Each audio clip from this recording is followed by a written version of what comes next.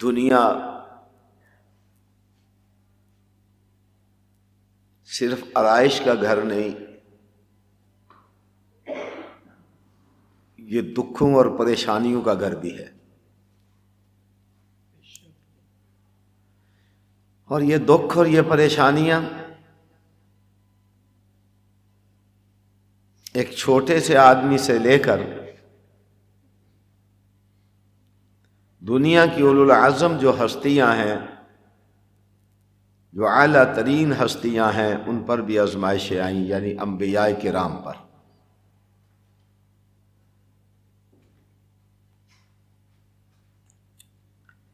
جب ان پر آزمائشیں آئیں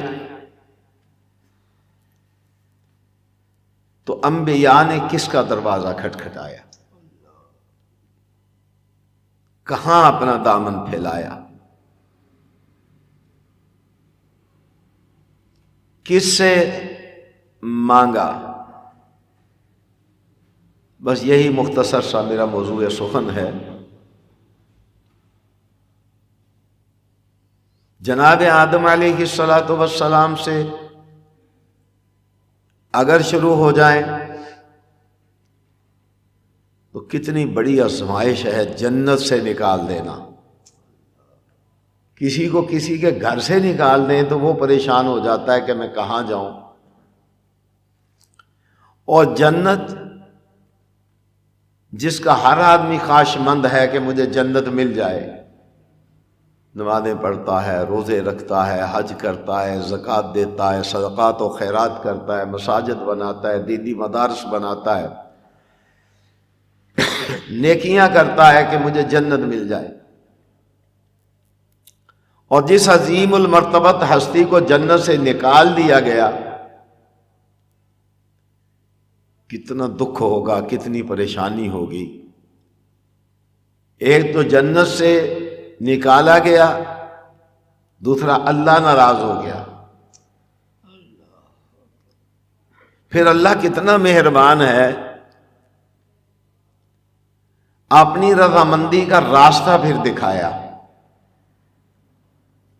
کہ اے آدم، میں نے جنت سے نکال دیا، آپ پریشان ہیں، امی یکشف السوء، کون ہے جو آپ کی پریشانیوں کو دور کرے؟ فرمایا میں عمل بتلاتا ہوں۔ اللہ کہہ رہے ہیں کیا ہے عمل؟ ربنا ظلمنا انفسنا وان لم تغفر لنا وترحمنا لنکونن من الخاسرین۔ اللہ ہم زیادتی کر بیٹھے اپنی جانوں پر، ظلمنا انفسنا، یہ اللہ نے خود سکھلایا، یوں مانگو، یوں مانگو، یوں دامن پھیلاؤ میں دامن بھر دوں گا، خود سکھلایا اللہ نے۔ ربنا ظلمنا انفسنا وان لم تغفر لنا وترحمنا، اگر تو ہم پر رحم نہ کرے، ہمیں معاف نہ کرے، تو ہم تو نقصان اٹھانے والوں میں سے ہو جائیں گے۔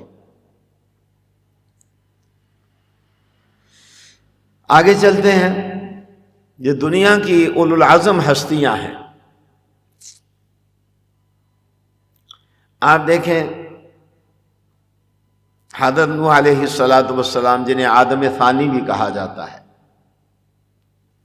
کتنی پریشانی ہے، بیوی بات نہیں مان رہی، بیٹا بات نہیں مان رہا، اس سے بڑھ کر پریشانی کیا ہو سکتی ہے کہ بیوی بات نہ مانے، بیٹا بات نہ مانے، کتنی پریشانی ہے۔ اور جن کی بات نہیں مانی جا رہی میں اور آپ نہیں، اللہ کے اولو العزم پیغمبر ہیں، رسول ہیں۔ اب آرڈر کیا جاری ہوتا ہے کہ اے نوح کشتی بنا۔ اب یہ تو نہیں پوچھنے کی ضرورت کہ اللہ کشتی بناؤ، سمندر تو یہاں ہے کوئی نہیں، دریا بھی کوئی نہیں، کشتی کس لیے بناؤں؟ کیوں بناؤں کشتی؟ سمندر تو ہے نہیں، سمندر تو عبور کرنا نہیں۔ اس بات کو یہاں یاد رکھنا، میں ایک بات آپ سے کرنے لگا ہوں۔ آج کل لوگ ہمیں کہتے ہیں جی ایک درویش کو دیکھا، وہ پانی کے اوپر سے چل کے چلا گیا، اس کے پاؤں بھی گیلے نہیں ہوئے۔ یہ کیا درویشی ہے؟ یہ تو عیاری ہے، یہ تو مکاری ہے۔ اگر یوں پانی کے اوپر سے چلانا ہوتا تو اللہ نوح علیہ الصلوۃ والسلام کو نہ کہتے کہ کشتی بناؤ۔ سمجھ آئی نا؟ جناب چل کے بابا جی ٹر گئے۔ وہ بابا جی کے پاس ایک آدمی آیا کرتا تھا، مولوی صاحب کے پاس۔ مولویوں کی توہین کرنا مقصود ہوتا ہے۔ مولوی صاحب کے پاس ایک آدمی آیا کرتا تھا۔ مولوی صاحب نے کہا کہ بسم اللہ پڑھ کے جناب ایسا کریں تو ایسا ہو جاتا ہے۔ وہ بسم اللہ پڑھتا، دریا کے اوپر سے چلا جاتا گزر کے۔ ایک دن اس نے مولوی صاحب کی دعوت کی تو مولوی صاحب نے کہا کہ اوپر سے ہو کے جاتے ہیں یا کشتی میں؟ وہ کہنا مولوی جی میں تو بسم اللہ پڑھ کے روز چلا جاتا ہوں۔ یہ اللہ کا نظام نہیں ہے، یہ گپے ہیں۔ اللہ کا نظام کیا ہے؟ وَاصْنَعِ الْفُلْكَ بِأَعْيُنِنَا، کشتی بنائیے، ٹھیک ہے نا جی؟ کشتی بنا کے پھر کیا کیا؟ بسم اللہ مجریہا ومرساہا، اللہ کے نام سے۔ یہ چلتی کس کے نام سے ہے؟ اور اس کو منزل پر پہنچانے والا بھی اللہ ہے، ٹھیک ہے نا؟ یہ گپیں بنائی گئی ہیں جی، بابا جی نے یوں کر دیا، بابا جی نے یوں کر دیا، بابا مولوی صاحب جناب تکتے رہ گئے، یعنی قرآن کے حافظ کی ویلیو کوئی نہیں۔ یہ جو مرکیاں پہن کے بیٹھا ہوا ہے یہ بڑا پہنچ گیا ہے، سرکار بن گئی ہے۔ بابا جی ہوا میں اڑ رہے تھے۔ اور میں اکثر کہا کرتا ہوں اگر ہوا میں اڑنا بزرگی ہے تو جس نے ہوائی جہاز بنایا یہ تو بہت بڑا ولی اللہ، 500 بندے لے کر اڑ رہا ہے۔ ڈبل سٹوری بھی جہاز بن گئے ہیں، یا ہوائی جہاز جو ہے ڈبل سٹوری بھی بن گیا، ایک منزل نیچے ہوتی ہے ایک منزل اوپر ہوتی ہے، دیکھا ہے ہم نے، سفر کیا ہے۔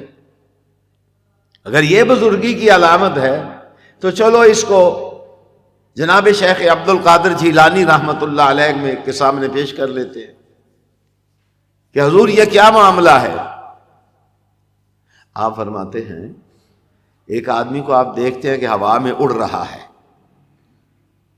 اور ایک آدمی کو آپ دیکھتے ہیں کہ سمندر پہ چل رہا ہے، اس کے پاؤں نہیں بھیگتے، اور جو ہوا میں اڑ رہا ہے وہ گرتا نہیں۔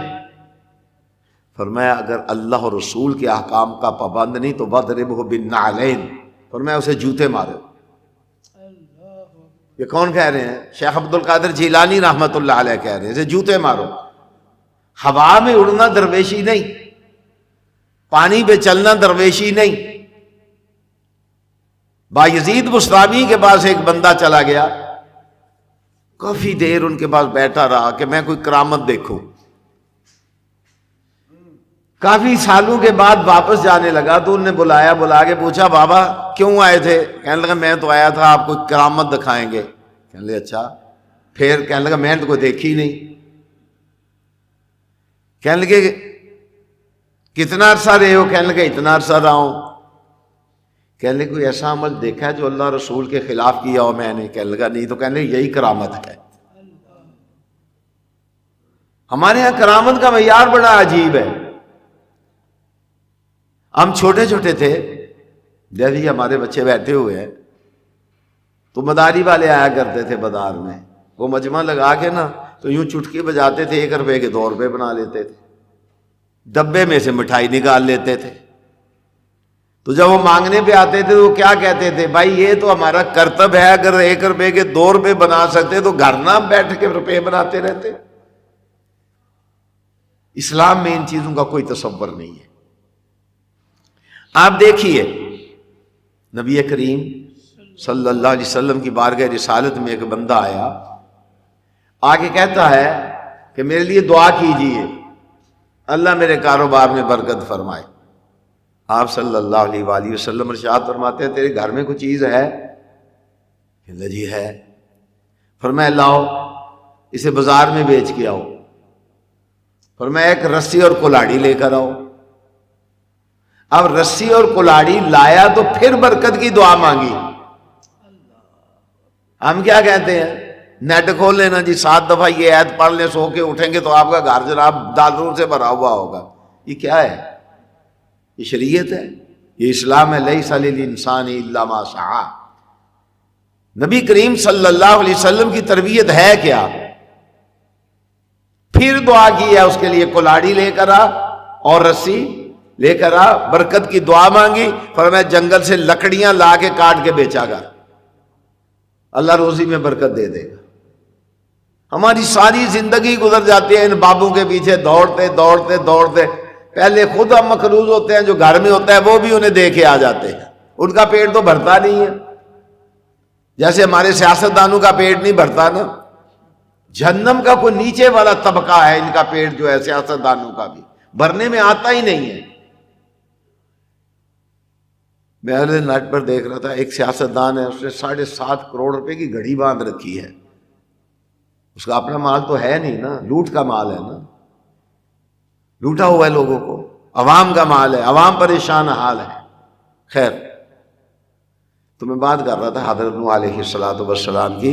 اللہ نے کیا کہا؟ کشتی بنائیے. ٹھیک ہے جی، کشتی تیار ہو گئی، فرمایا سب چیزوں کا جوڑا جوڑا بٹھائیے. ساتھ جوڑا بیٹھ گیا.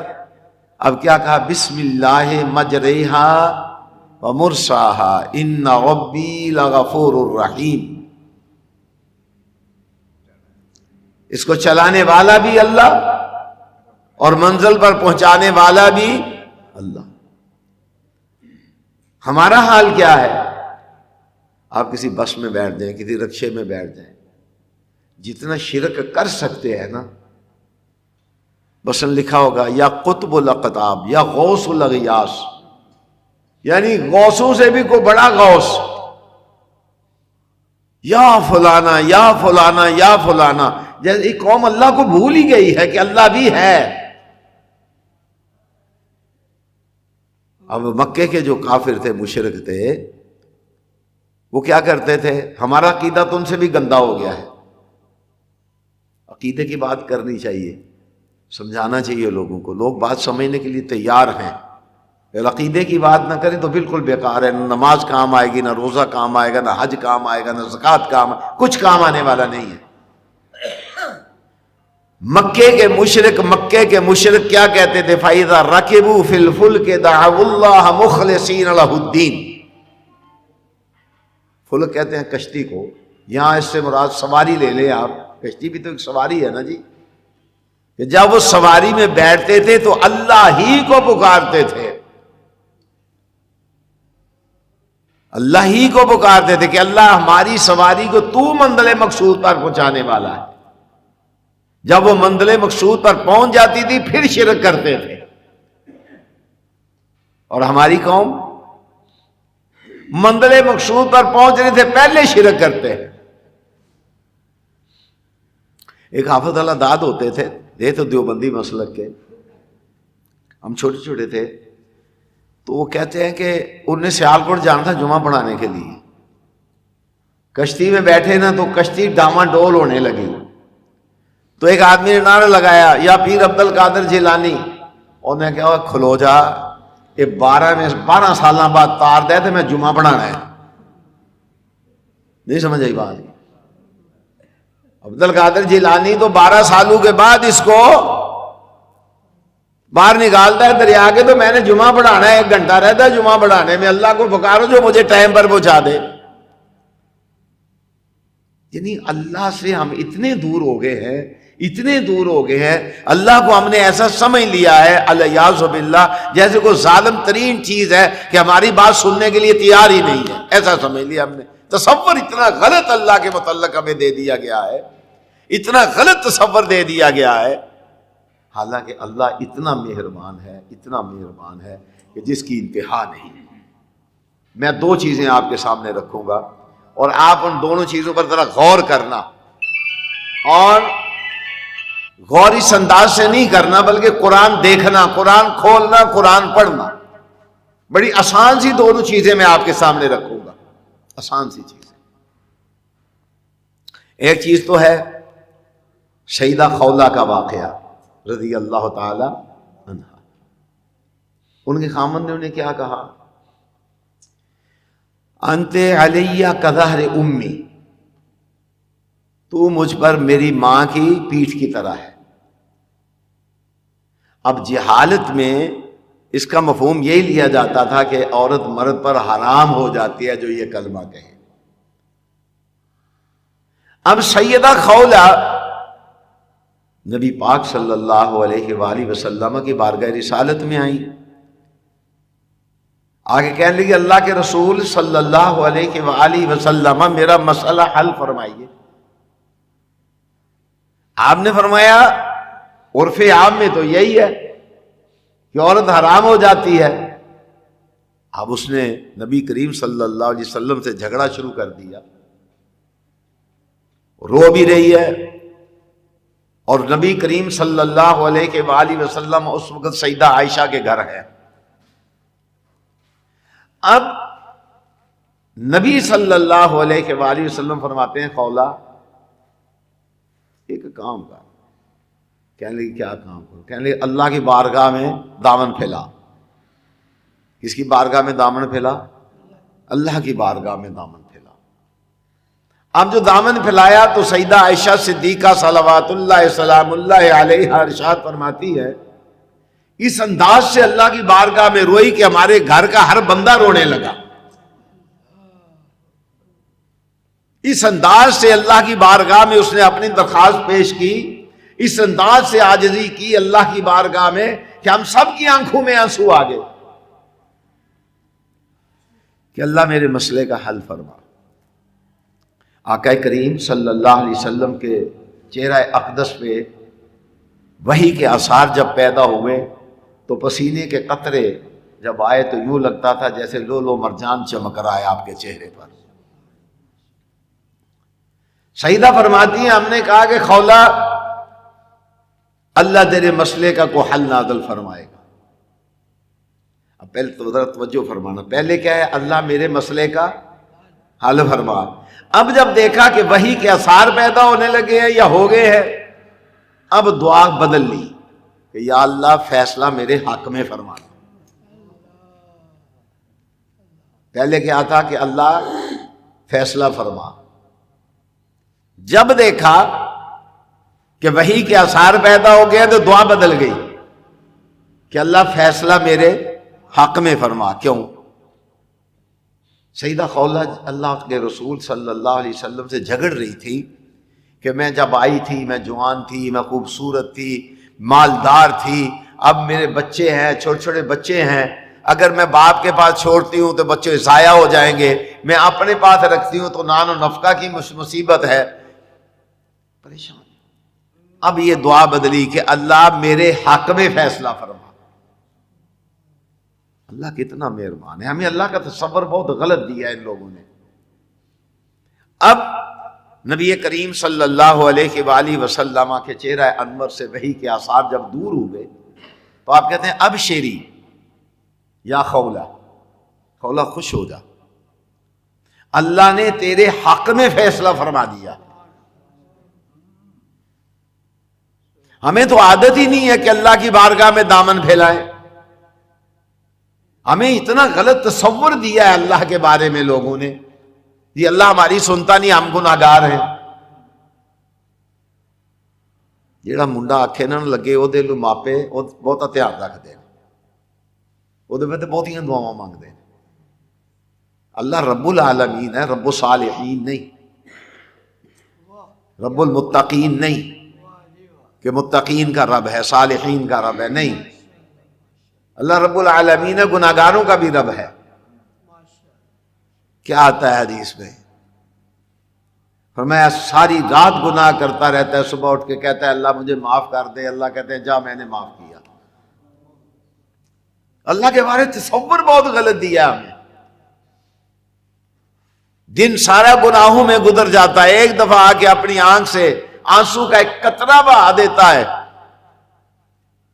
اس کی آنکھ کے آنسو کا ایک قطرہ اس کی زندگی کے گناہوں کے بدلے جو جہنم کی آگ تھی اسے بجھا دیتا ہے۔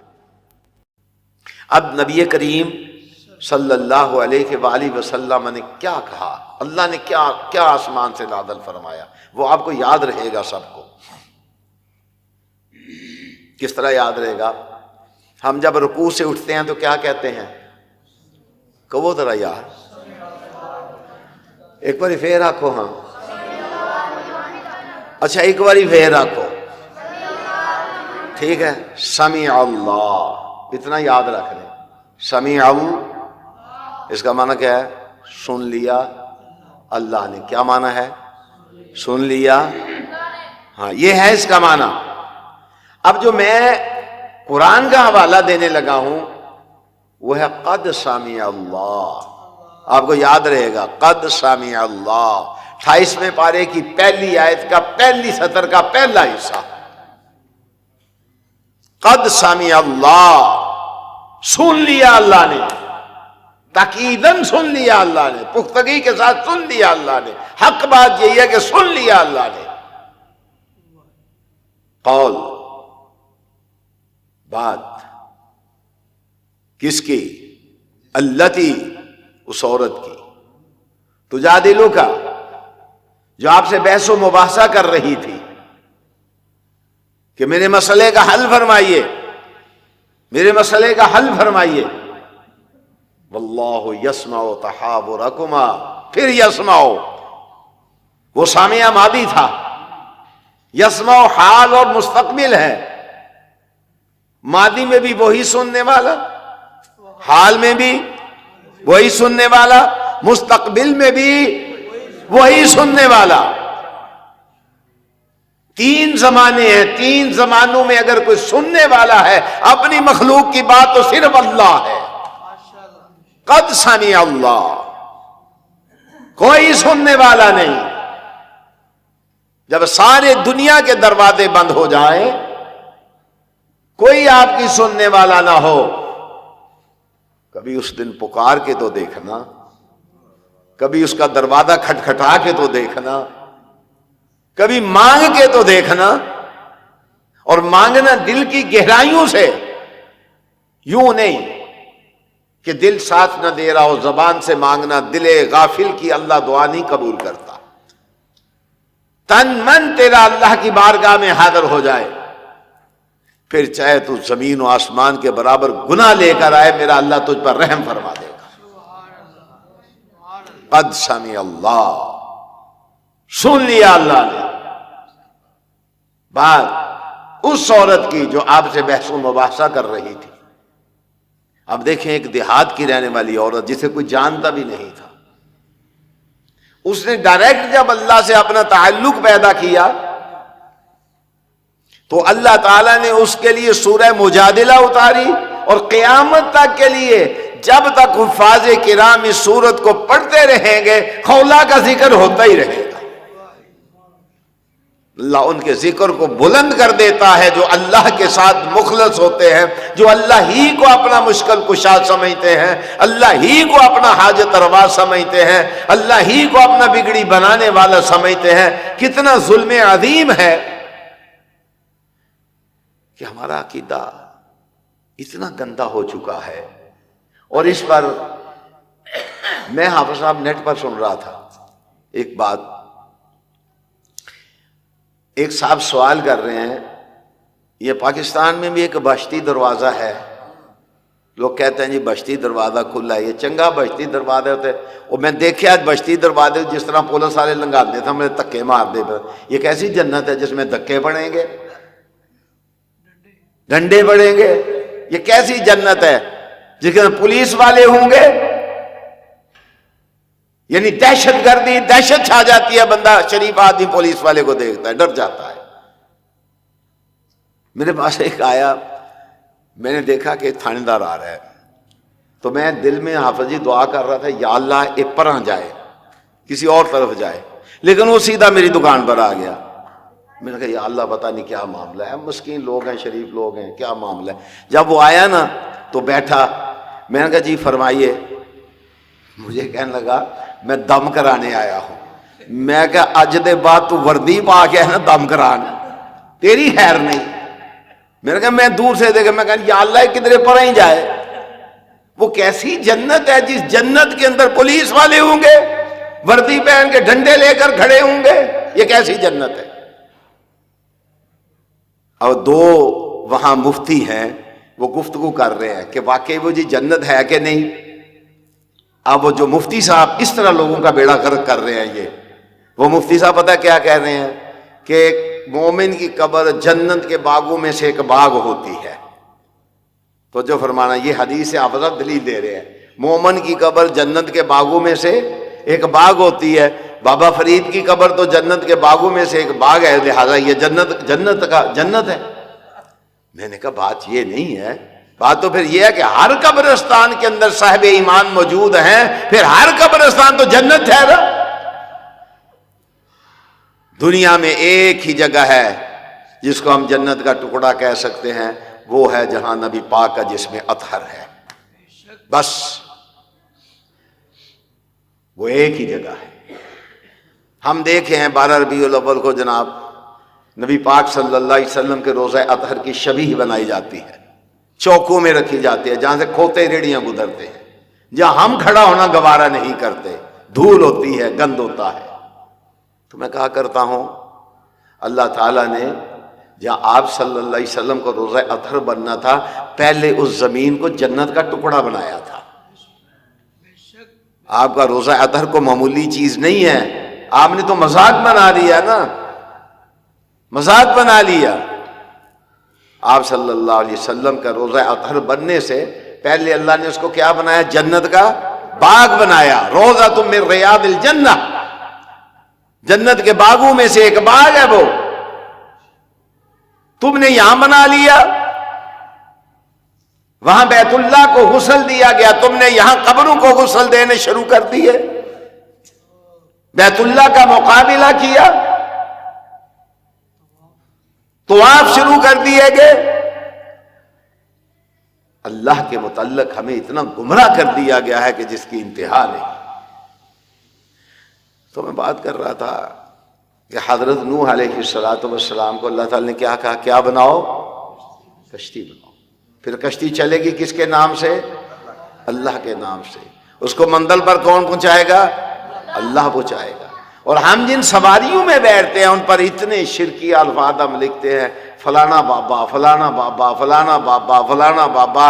اے بابا ہمیں پہنچائے گا. میں اکثر کہتا ہوں، طنز نہیں ہے کسی پر، بات سمجھنے سمجھانے کی ہے. جتنے مشکل کشا پاکستان میں ہے نا جی، ہر گاؤں میں ایک مشکل کشا ہے، ہر گلی میں ایک مشکل کشا ہے. پاکستان کو تو امریکہ سے بھی آگے ہونا چاہیے تھا. بات سمجھے میری، پاکستان کو تو اتنا بلند ہونا چاہیے تھا کہ یہاں تو کوئی آدمی بھوکا نہ سوتا، کوئی آدمی پریشان نہ ہوتا، کسی کے گھر کسی کی بیٹی کے سر کے بال چاندی کی طرح نہ چمکنے لگ جاتے. اس کو تو بہت ترقی یافتہ ہونا چاہیے تھا. ہر گاؤں میں ایک مزار ہے، ہر گاؤں میں ایک قبر ہے، ہر گاؤں میں ایک مشکل کشا ہے، ہر گلی میں ایک مشکل کشا ہے. وجہ کیا ہے؟ تنزلی کا شکار ہیں، گرتے چلے جا رہے ہیں دن بدن. اس کی وجہ یہی ہے کہ یہ مشکل کشا نہیں ہے جنہیں ہم نے مشکل کشا سمجھا، اللہ نے ہمیں ان کی سپرد کر دیا ہے. جاؤ اٹھ کے دکھانا مجھے کیسے اٹھتے ہو. جسے اللہ گرا دے اسے کون اٹھا سکتا ہے، اور جسے اللہ اٹھائے اسے کون گرا سکتا ہے. میرے بھائیوں، عقیدہ بنیادی چیز ہے. اگر انسان کا عقیدہ درست نہیں تو اس انسان کو پھر سوچنا چاہیے کہ میرا قبر میں کیا سوال ہوگا؟ من ربوں کا. توجہ فرمائے، من الہوں کا نہیں. الہ اور رب میں فرق ہے. الہ اور رب میں کیا ہے؟ فرق ہے. من ربوں کا، تیرا رب کون؟ اب سنیں ذرا، میری طرف توجہ کریں. رب اس کو کہتے ہیں، یہ پوچھا جائے کہ تیرا رب کیوں؟ تیری ماں کے پیٹ میں تجھے خوراک کون دیتا تھا؟ اسے رب کہتے ہیں. سمجھ آئی بات کی؟ تیری ماں کے پیٹ، آپ نے دیکھا بچہ ایک قسم کی نا پانی کی گتھلی میں ہوتا ہے ماں کے پیٹ میں. کس میں ہوتا ہے؟ پانی کی گتھلی میں ہوتا ہے. لیکن وہ مرتا نہیں، ڈوبتا نہیں. اور باہر آئے اسے پانی میں ڈبو دے تو بچ جائے گا. اس کو رب کہتے ہیں جس نے اس میں کے اندر اس کو بچا کے رکھا ہوا ہے، اس کے اندر اسے خوراک دے رہا ہے. پھر جب دنیا میں آتا ہے بہترین خوراک اس کے لیے ماں کے پستانوں کو دودھ سے بھر دیا. دودھ سے ناانصافی نہیں کی اللہ نے. بڑے سے بڑا چودھری، بڑے سے بڑا وزیر اعظم، اس کی ماں کے بھی پستانوں کو دودھ سے بھر دیا. ایک جھگی کے اندر رہنے والا اس کی ماں کے پستانوں کو بھی دودھ سے بھر دیا. اس کو رب کہتے ہیں. سمجھ آئی؟ یہ پوچھا جائے مر ربوں کا، بتا تیرا رب کون تھا، کون ہے تیرا رب بتا. اب جس کا رب سے تعلق ہوگا وہ کہے گا ربی اللہ، اور جس کا تعلق ہی نہیں ہے، اللہ سے واسطہ ہی نہیں ہے، کبھی اس قبر پر، کبھی اس قبر پر، کبھی اس آستانے پر، کبھی اس آستانے پر جا کے مانگ رہا ہے ان سے. جس سے مانگنا تھا اس سے مانگا نہیں، جن سے نہیں مانگنا تھا ان سے جا کے مانگتا ہے.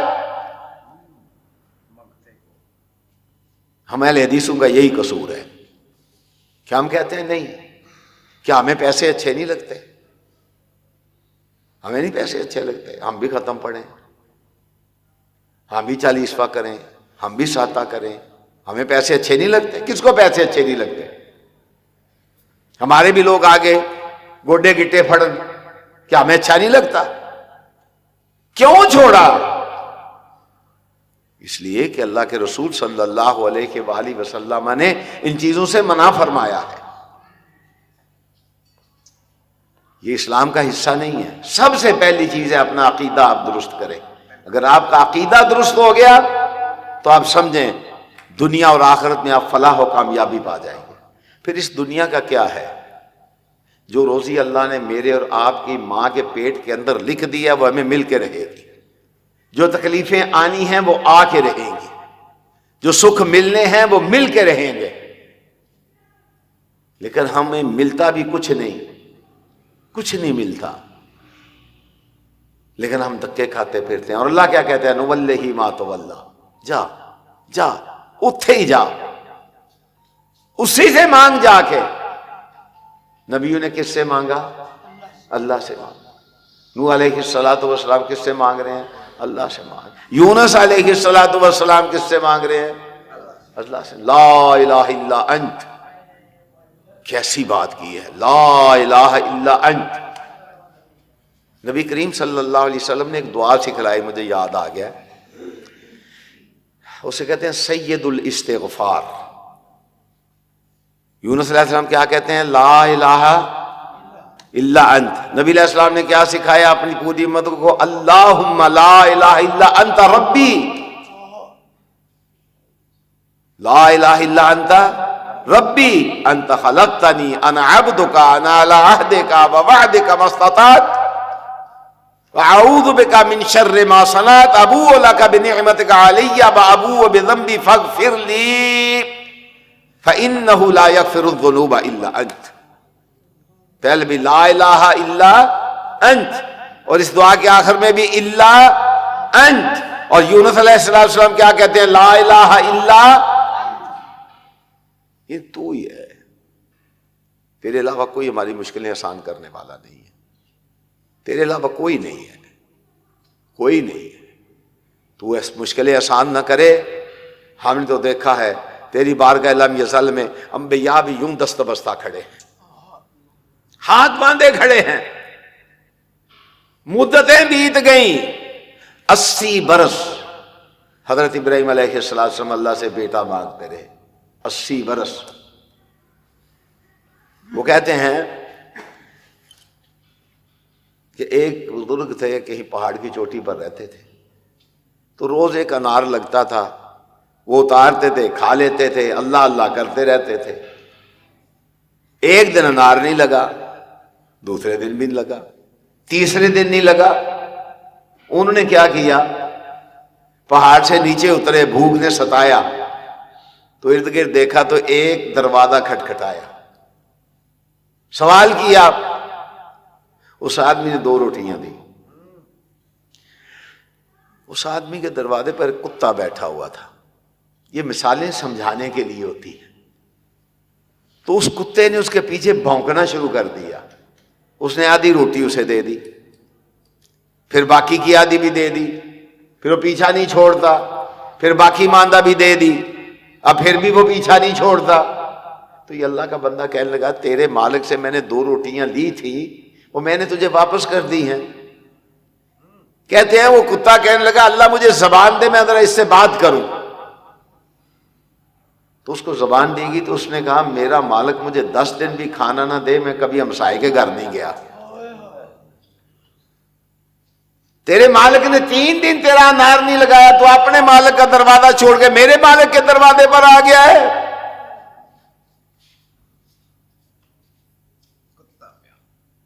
بات سمجھے. 80 برس ابراہیم علیہ السلام اللہ سے مانگتے رہے اللہ بیٹا عطا فرما. یہ تھوڑا سا عرصہ نہیں ہے, بہت بڑا عرصہ ہے. اللہ کا دروازہ چھوڑا نہیں. یہ ہے انبیاء کا راستہ. اللہ کا راستہ, اللہ کا دروازہ نہیں چھوڑا. اچھا اب بیٹا دے دیا تو ساتھ ہی پرچہ بھی دے دیا. یہ ہم نے امتحان دیے ہیں, ہمیں پتا ہے یہ بڑا اوکھا وقت ہوتا ہے جب آدمی جاتا ہے نا اندر پیپر دینے کے لیے, تو وہ بھی قیامت کی گھڑی ہوتی ہے. ہم جب جاتے تھے نا حفظہ یونیورسٹی میں تو وہ پیپر آتا تھا تو پہلے اس کو الٹا کر کے رکھ دیتے تھے, پہلے سانس بحال کرتے تھے پھر یوں کر کے دیتے کہ اندر کیا ہے. یہ بھی قیامت کی گھڑی ہوتی ہے امتحان دینا بھی, پیپر دینا جا کے. اور اللہ نے ساتھ ہی پیپر تھما دیا, بیٹا دیا جی. اب فرمایا ان کو وہاں چھوڑ کے آؤ بواد غیر ذی زرع, وہاں چھوڑ کے آؤ جہاں گھاس کا ایک تنکا بھی نہیں ہوتا.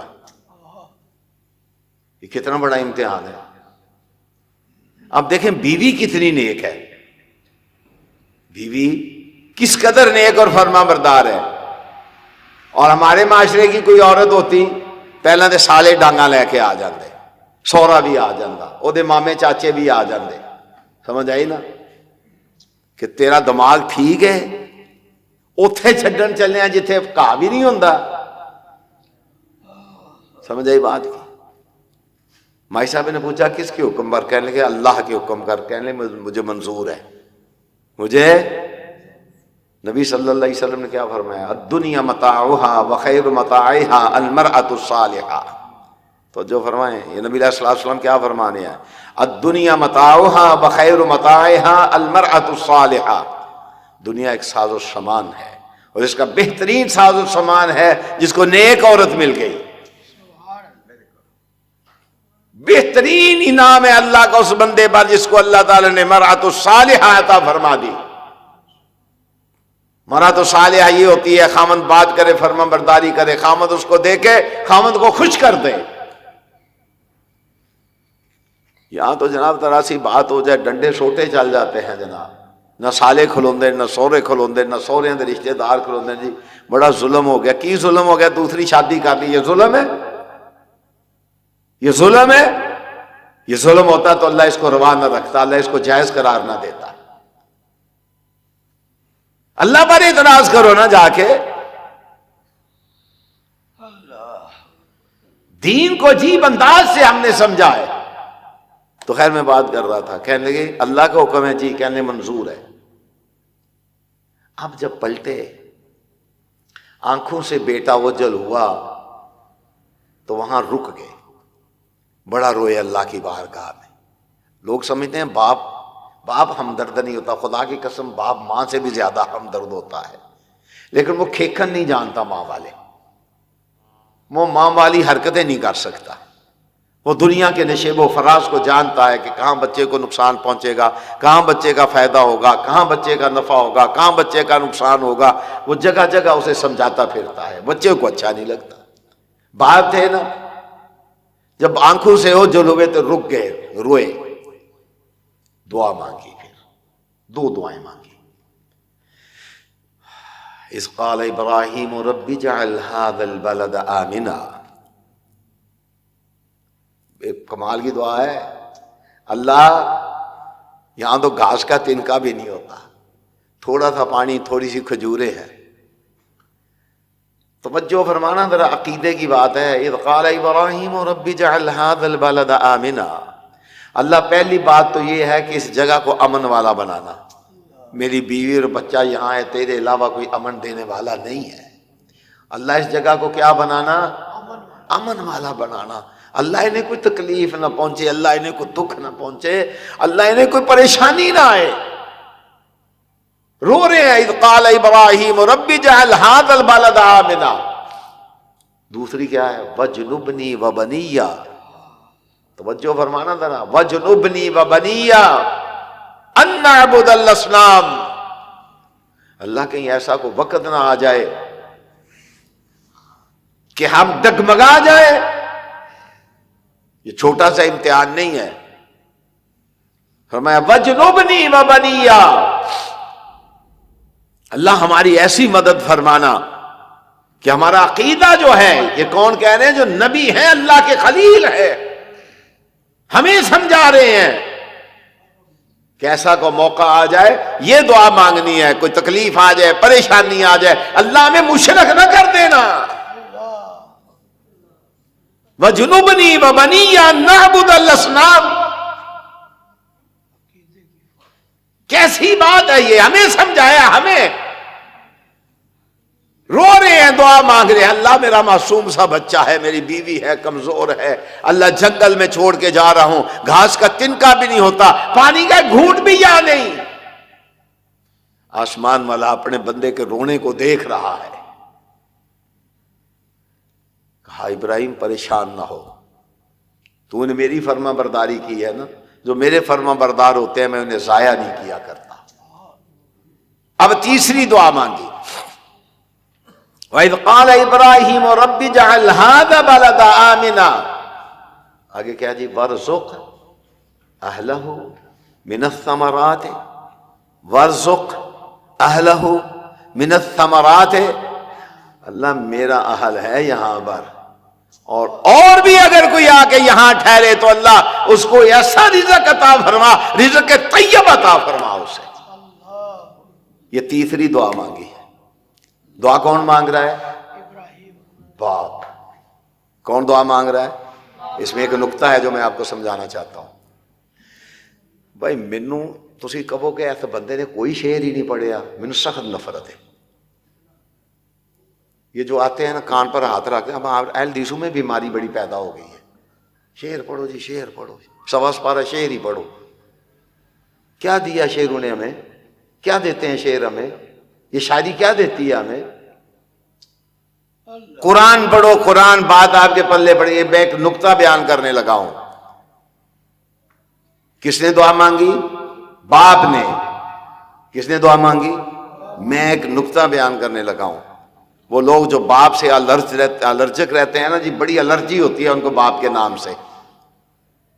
مائیں بھی ایسی ہیں نا, وہ تسی ساہ ہی نہیں کڈن دیندے منڈے نو, تو ساہ کڈا لے, بلکہ جلے اوکھا کرے گا نا تو پھر پہلا بھی نہیں جون دیندیاں, مگروں بھی نہیں جون دیندیاں. سمجھ آئی نا؟ تو ساہ کٹا. دعا کس نے مانگی؟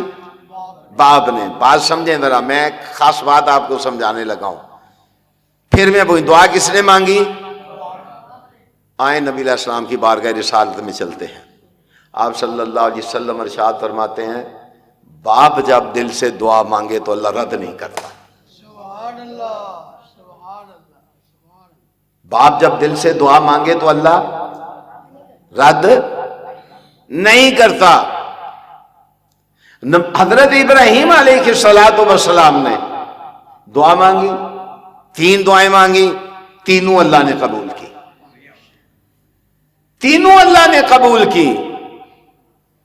میں کہتا ہوں ہے کوئی بندہ جو اپنے باپ کو راضی کر کے اس سے دعا لے لے؟ ہے کوئی بندہ جو اس سے فائدہ اٹھا لے؟ ہے کوئی بندہ جو اپنے باپ کی دعا سے مستفید ہو لے؟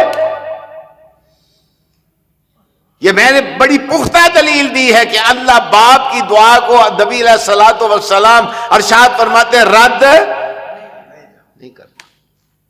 3 دعائیں مانگی باپ نے, تینوں اللہ نے قبول کر لی. جو لوگ گئے ہیں مکہ مکرمہ, جو نہیں گئے اللہ انہیں بھی لے جائے. وہاں کا پھل دیکھیں تو ایسا پھل کہیں نہیں ملتا, وہاں کی سبزی دیکھیں تو ایسی سبزی کہیں نہیں ملتی. اور پھر دیکھیں مکہ کے لیے دعا کی ابراہیم علیہ السلام نے, اور مدینہ کے لیے دعا کی محمد الرسول اللہ نے صلی اللہ علیہ وآلہ وسلم۔ کیا بات، کیا بات۔ جو برکتیں مکہ میں ابراہیم کی دعا سے اللہ نے نازل فرمائی، وہی برکتیں مدینہ منورہ میں رسول اللہ کی دعا سے اللہ نے نازل سبحان فرمائی۔ اللہ، سبحان اللہ، سبحان اللہ۔ دیکھیں نا باپ کی دعا۔ تو حضرت ابراہیم علیہ السلام کو ساتھ ہی پرچہ تھما دیا۔ اچھا اب جناب ذرا بچہ دوڑنے لگا تو دوسرا سوال ہے، فرمایا ذبح کرو۔ اچھا یہاں کا کوئی معاشرہ ہوتا ہمارا، یہاں ایک بات میں نے اور آپ کو سمجھانی ہے، آپ کے کام آئے گی۔ میں آپ کا وقت نہیں ضائع کرنا چاہتا، اپنا بھی نہیں ضائع کرنا چاہتا، آپ کے کام آئے گی۔ پہلے اس کو سن لے پھر سمجھ آئے گی۔ صحابہ کرام کی ایک جماعت نبی پاک صلی اللہ علیہ وآلہ وسلم کی بارگاہ رسالت میں آئی، آگے کہنے لگی ہم نے فلاں فلاں کو دیکھا لوگ اسے سجدہ کرتے ہیں، ہمارا جی کرتے ہیں ہم آپ کو سجدہ کریں۔ توجہ فرمانا ذرا، آپ صلی اللہ علیہ وسلم کی زبان عطر سے نکلا اگر سجدہ کرنا جائز ہوتا میں ہر عورت کو حکم دیتا کہ اپنے خامند کو سجدہ کرے۔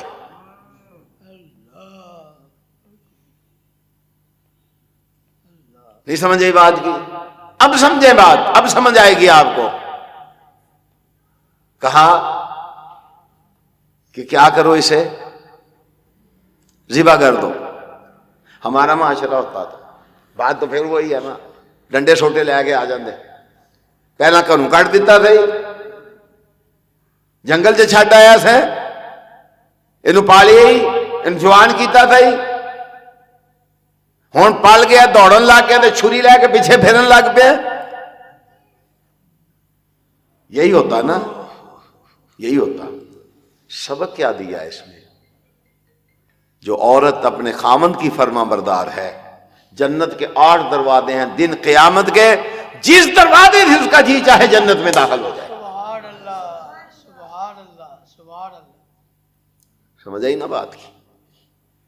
اب دیکھیں تو پوچھا کس کا حکم ہے؟ ہاں اللہ کا حکم ہے۔ تو کہنے کہ میں تو راضی ہوں۔ بیٹے کو کہا کہنا ابا جی میں بھی راضی ہوں۔ ہم یہ آگے ہیں نا جی، یہ ہسنے کی پنڈی تھے، اے پتر ذرا گجراتوں ہو گیا ایس ویلے، انہوں نے ابا تیری مت ماری، ابا جی تو سمجھ ہی نہیں آتی۔ تو مینوں کدی کدی غصہ لاتا ہے جے بندے میں تیری بیبے دا خسم ہے تینوں سمجھ ہی نہیں آئی، تینوں بیبے دے خسم دی سمجھ ہی نہیں آئی۔ کس کو کہہ رہے ہو مجھے تیری سمجھ نہیں آئی؟ جو تیرے پاؤں چوما کرتا تھا، تجھے گود میں اٹھا کے تیرے پاؤں چوما کرتا تھا، اسے کہتا ہے سمجھ نہیں آئی۔ سنیے تو فرمایا کس کا حکم ہے؟ کہا اللہ کا۔ ہمیں راضی۔ بیٹے کو نے پوچھا کس کا حکم ہے؟ کہا اللہ کا۔ کہنے میں بھی راضی ہوں، جلدی کرو۔ سمجھ آئی؟ اللہ کو ادا اتنی پسند ہے، وَفَدَيْنَاهُ بِذِبْحٍ عَظِيمٍ۔ فرمایا جیسے خولہ کی بات تھی نا، قیامت تک لوگ تیرا ذکر خولہ کرتے ہی رہیں گے۔ فرمایا قیامت تک لوگ قربانی کرتے ہی رہیں گے، لوگ کرتے ہی رہیں گے۔ بڑے لوگوں نے واہیات باتیں کی کہ جناب وہ قربانی تو مکے کے لیے ہے، اس پر کبھی میں بات کروں گا۔ تو فرمایا وَفَدَيْنَاهُ، اللہ پھر انعام بھی دیتا ہے اپنے بندوں کو، پھر ایسے انعامات سے نوازتا ہے کہ بندے سوچ بھی نہیں سکتے۔ اب چلیں اس کو سمیٹیں، آپ درس کو، یہ تو ختم ہونے والا قصہ نہیں ہے۔ اللہ پاک اس کو سلامت رکھیں، اپنے دین کو بھی سلامت رکھیں، اور یہ حافظ نام اللہ صاحب جیسے لوگ اور دین کی خدمت کرنے والے لوگوں کی بھی اللہ حفاظت فرمائے۔ یہ کوئی آسان کام نہیں ہے، حق کی بات سنانا آسان کام نہیں ہے۔ لوگ جو ہے نا قصے کہانیاں سن کے بڑے خوش ہوتے ہیں، بابا اڑدا تھی پیا، بابا پھرمنیاں پاندا تھی پیا، بابے جناب اے کر دیتا، بابے اے کر دیتا۔ بابے کی کرنا ہے مسکین کو؟ مسکین کی کر سکتا ہے بابا؟ بابا تے اپنا وال چٹا ہون تو نہیں ڈک سکیا۔ نہیں، ہر بندے دا دل کردا جوان ہوگی، جوانی یاد تے ہوندی ہے نا، کیوں بابے ہو؟ آندی ہے نا یاد؟ اور بولو تو صحیح، آندی ہے، دل کرتا ہے بندہ جوان رہے۔ بابا تو اپنی جوانی قائم نہیں رکھ سکا، آپ کو کیا دے گا؟ سمجھ آئی؟ اس لیے اب دیکھیں موسیٰ علیہ السلام کی بات، کتنی آزمائش ہے۔ اس وقت میں اللہ نے پیدا کیا جب گورنمنٹ کا آرڈر ہے کہ بچے پیدا ہوں تو قتل کر دیے جائیں۔ اللہ تو پھر اللہ نے کہا میں ہن پیدا کرنا تو قتل کر کے دسی لینا، ٹھیک ہے، میں ہن انہوں پیدا کرن لگا۔ اللہ کی طاقتوں کا نہیں پتا ہمیں، ہم اللہ کو سمجھے ہی نہیں۔ یہاں غصہ نہ کرے ہو، متے پاڈا بھی پتا ہوئے، کئی جڑے حکومت سے جانتا ہے نا کوئی بھی لیڈر، وہ سمجھتا ہے ہون نہ میں ہی اللہ تعالیٰ، جب نکل جاتا ہے نا تو پھر سڑکاں تے اندر دے جا سکیا رائے خدا تیرا اللہ ہی بوٹا لائے گا، پھر انج گدا کرتے پھر دے جا سکیا رائے خدا تیرا اللہ ہی بوٹا لائے، اور لوکو رلو تھانو، لوکو رلو تھانو، پھر یہ کہندے پھرتے ہیں سارا جہان خراب ہو گیا، میں بڑا ولی اللہ تھا۔ ان میں سے کوئی بھی ولی اللہ نہیں ہوتا۔ اللہ پھر در در کے دھکے دیتا ہے، دھکے کھاتے ہیں، سڑکوں پر دھکے کھا رہے ہیں، گلیوں میں دھکے کھا رہے ہیں، وبیلا شور شرابہ اور رلوئے سانو۔ وہ آسمان والے نہ تانوں کسی نوں رلن دے، تو کون ہے تانوں جڑا رلائے؟ توتی الملک من تشاء وتنزع الملک ممن تشاء۔ وہ بھلیکھے چ پی جاندے ہو ملک ساڈا ہے، وہ آندا نہیں ملک میرا ہے، تہاڈا شاڈا کوئی نہیں۔ توتی الملک من تشاء وتنزع الملک ممن تشاء وتعز من تشاء وتذل من تشاء بیدک الخیر۔ انہوں نے 1.5 گٹھے پیر رکھے ہیں، 1.5 گٹھے پیر نے انہوں نے۔ وہ آندا بابا تو پہنچی، وہ آندا بابا تو پہنچی۔ ایک آدمی گیا بابا فرید صاحب کے دربار پر بوسے دیے جا کے، کہنے جی بوسہ دینا تو شرک نہیں۔ میں نے کہا چلو اس کو بھی اللہ حضرت عمر کی بارگاہ میں پیش کرتے ہیں، شرک ہے کہ نہیں؟ حضرت عمر نے حجر اسود کو کیا کہا تھا؟ کہا تھا تو نفع بھی نہیں دے سکتا، نقصان بھی نہیں پہنچا سکتا، مجھے رب ذوالجلال کی قسم ہے اگر تجھے محمد رسول اللہ نہ چوما ہوتا میں تمہیں ہرگز نہ چومتا۔ سمجھ آئی نا بات کی؟ دھکے کھاتے پھرتے ہیں، کبھی وہاں کبھی وہاں کبھی وہاں، شاید ہمیں کچھ مل جائے، سمجھ نہیں آتی انہیں۔ جس کا ملک ہے وہی دے سکتا ہے، جس کا ملک ہے وہی نکال سکتا ہے، باقی سب بہانے بازیاں ہوتی ہیں، سبب بنتے ہیں۔ تو میرے بھائیوں اس کو میں سمیٹ لیتا ہوں، اللہ کا دروازہ نہیں چھوڑنا چاہیے، چاہے کتنی بھی تکلیف آ جائے، کتنے بھی معاملات ہو جائیں۔ میں اللہ تعالیٰ سے دعا کرتا ہوں اللہ ان مجلسوں کو آباد رکھ، شاد رکھ، تا قیامت تیرے دین کا کام کرنے والے جو لوگ ہیں اللہ ان کی بھی حفاظتیں فرما۔ اللہ جو میں نے حق بات کہی ہے وہ اللہ رسول کی طرف سے ہے، اگر کوئی ایسی بات میری زبان سے نکل گئی ہے جو غلط ہے تو وہ میری طرف سے ہے، اللہ مجھے معاف فرما دے۔